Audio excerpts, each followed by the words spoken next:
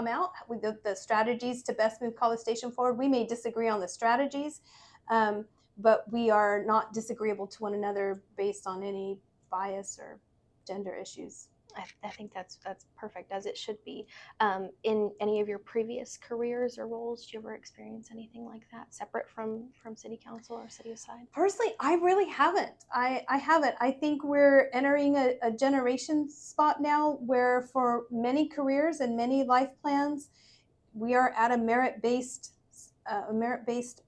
place for women issues. I feel like I still think there's other places where other demographics could argue we still have systematic change. Right. But I think as women, we've done a very good job breaking those glass ceilings, reaching back and helping the next generation, and then paving the way and encouraging when people want to move forward and take leadership positions. I think as women, we've done a good job helping and supporting each other, to the point that I cannot tell you that I've felt any kind of suppression because I was a woman in the goals that I wanted to get to or achieve. And that credit is due to women that came before me.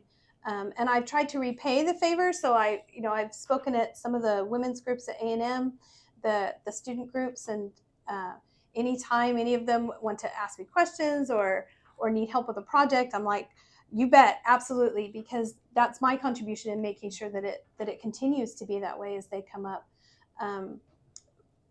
I'm happy to report I have not. That's wonderful. Wow. No, I think that's great. And like you mentioned, and I think Councilwoman Linda Harvell said something similar, just the approachability that y'all are able to have just as women in that role where, other women can approach you about differing things and feel that comfort. Yeah, absolutely. Anything.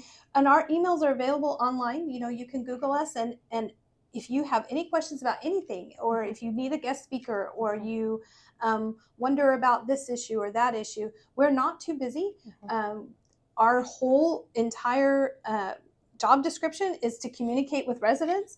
And so that's what we're here for. And so no one should ever feel in any way, oh, my question's so little, or oh, they probably don't have time. We do have time. That's why we ran, because we said we were going to make time for you. And so I do hope that all of your readership would feel that there's a welcome mat out and a door unlocked, and we would love to have a conversation with anyone in the city. That's wonderful. Thank you for sharing that. Okay, let's see here.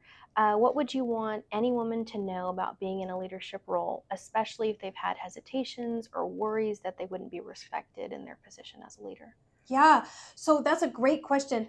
I really think what I would counsel that woman to do is to recognize that the person in the mirror is their biggest hurdle, right? If they can look in that mirror and respect that person and say, you know what, this is something I'm passionate about, and I'm going to let that passion drive me. Once you can get past the person in the mirror, that's it. There are no other hurdles. And I think recognizing that there are no perfect people in the world is super important. Sometimes we hold certain people up, certain politicians, and we expect them to be perfect. And then when something comes out in the news and we find out they're not, everyone acts absolutely shocked. Oh, I can't believe they weren't perfect. Well, there aren't any perfect people to run for these leadership positions. There are not.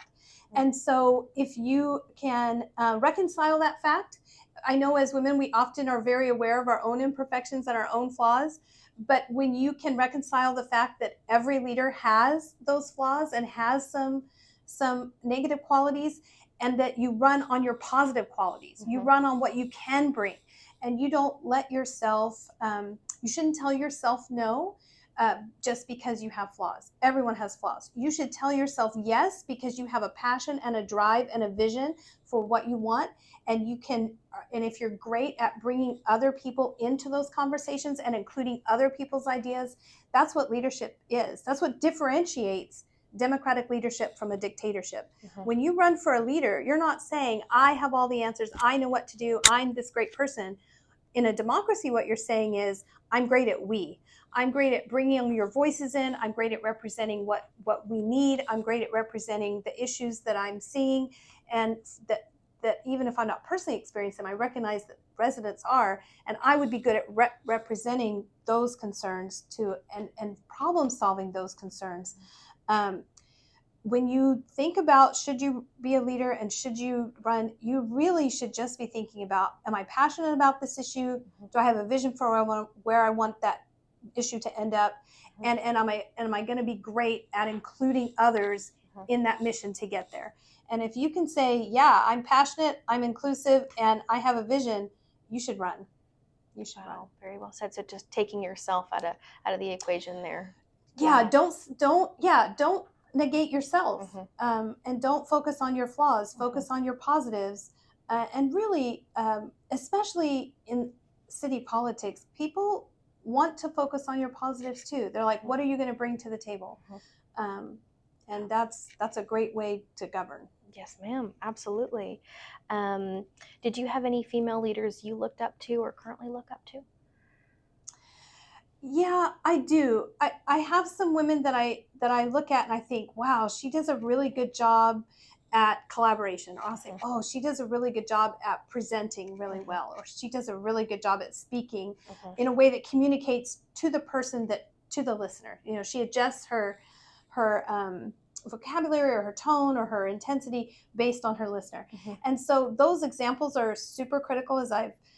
I'm not so interested in naming names, right? Because I would prefer that all of my sisterhood say, oh, I bet she's talking about me. Because at one time or another, we all have done set good examples, and we can learn from each other. And no one person has to be 100% all the time. You can set that one example, and I'll be like, oh, I'm going to copy that from this person, and that from this person, and that from this person.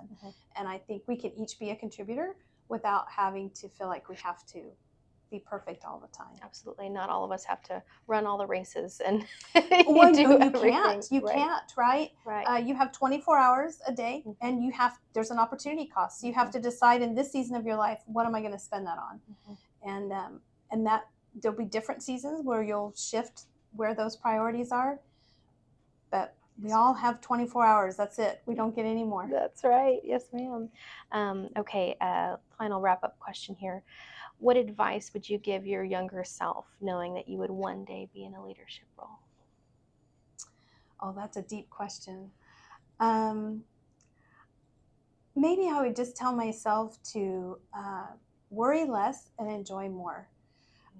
Sometimes I worried myself out of the joy in the moment, and I think knowing that these leadership skills are coming, I would try to be more joyful in the moments that I had, and just absorb all of the lessons that moment can teach me without worrying about what's coming up next. Sometimes as a young woman, I did a lot of I'll be happy whens. I'll be happy when I graduate. I'll be happy when we get a house. I'll be happy when the kids are born. I'll be happy when the kids aren't in the house anymore. You know? Right. And you can all be happy when until your whole life is gone. And I think the faster you learn that I can be happy now, the better leadership you're going to project. People want more positivity in their life. They want to see that positive in their governance and in their homes and in their personal lives. And when you can access it in that reverse order, so you have to access it in yourself first, and then into your home, and then into your community, that's great leadership. I would encourage my younger self to diversify my learning opportunities. It has been wonderful to be on city council, but before I was on city council, I had done Parks Board, Planning and Zoning. I had done income taxes through the public library program. Just a wide range of service to see where the residents' needs are, what their concerns were. And so just diversifying what your interests are, and looking deeply. I know you're doing city leaders, but another thing I've learned on city council is how many amazing givers we have in this community. Every charity is run by a leader. Every organization like the food bank, or Habitat for Humanity, or Sleep in Heavenly Peace, or the Red Cross, they're all run by leaders who have developed skills over time and are able to use those to help